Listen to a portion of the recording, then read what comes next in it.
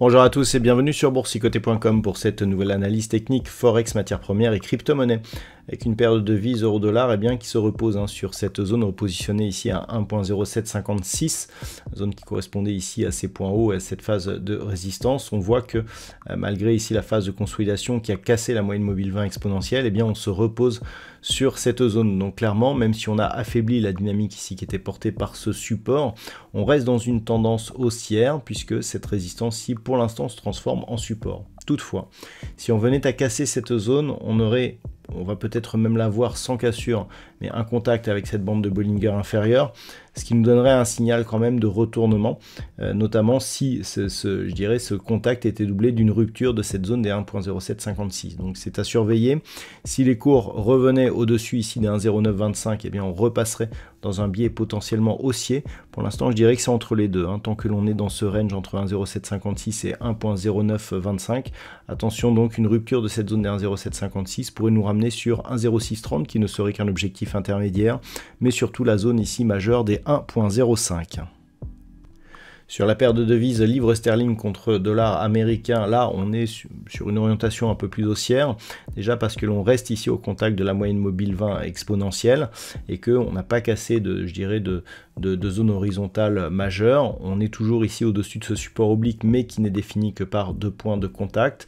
Donc pour l'instant ça reste haussier, il ne faudrait pas casser ici cette zone des 1.2460, auquel cas on serait là sur un signal un peu plus puissant, mais globalement on peut continuer à viser ici une poursuite au-delà des 1.2750 avec un objectif global qui se rapproche des 1.30. Sur l'or, nous sommes toujours dans une phase de consolidation suite au nouveau record que nous avons enregistré la semaine dernière. Sauf que on est ici sur une cassure de la zone des 2005 $ l'once. La semaine dernière, j'attire votre attention sur cet éventuel signal. Donc là, clairement, on avait un signal de force suite à justement l'inscription de ce record, mais il fallait préserver cette zone des 2005 $ l'once. Là, on est en train de casser.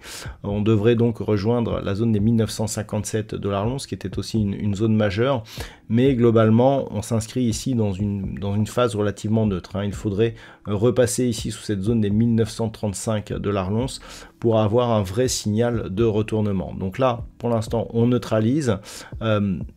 On reste tout de même dans une dynamique qui a permis l'inscription d'un nouveau record sur le métal jaune. Certes, il n'y a pas de confirmation pour l'instant, mais il n'y a rien non plus de catastrophique. Donc on surveillera soit la zone des 1957 pour un éventuel changement de tendance, soit un retour au-delà des 2005 qui irait dans le sens d'une confirmation de ce mouvement haussier.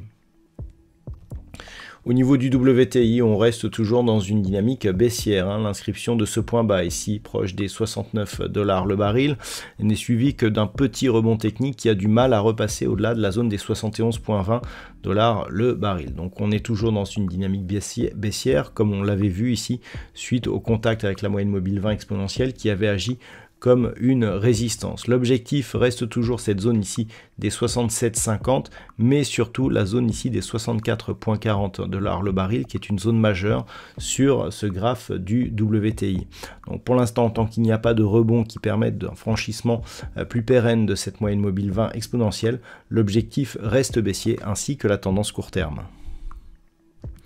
Et puis sur le Bitcoin, on avait ici une dynamique relativement forte qui avait bien attaqué ici la bande de Bollinger supérieure, et puis on a eu une phase de consolidation qui est venue donc dans la journée. Ce que l'on peut remarquer, c'est que cette zone des 40 500 $ pour un Bitcoin, qui n'avait pas donné une forte résistance lors de la phase de hausse, elle agit bien comme un support ici sur cette dynamique. Ce que l'on peut remarquer aussi, c'est que l'on s'arrête juste sur la moyenne mobile 20 exponentielle. Tous ces signaux, malgré ici l'ampleur de cette consolidation, vont vers une poursuite du mouvement haussier. Donc pour l'instant, on reste sur la même dynamique, on est sur une dynamique potentiellement forte, avec un objectif ici sur cette zone des 45 700 $ pour un Bitcoin, tant que la zone ici des 40 500 eh bien, agit comme une zone de support. Si on venait à casser cette zone, on commencerait à neutraliser la dynamique tant que les cours du Bitcoin se situeraient entre, je dirais, 35 000 et 40 500 $ pour un Bitcoin. Mais pour l'instant, on reste au-dessus de cette zone, la dynamique reste haussière et on attend donc de poursuivre en direction de cet objectif sur cette crypto-monnaie. Voilà donc ce que l'on peut dire sur l'analyse technique de ces principaux actifs de marché. Je vous souhaite de passer une bonne soirée. On se retrouve dès demain pour d'autres analyses techniques, toujours sur le site boursicoté.com.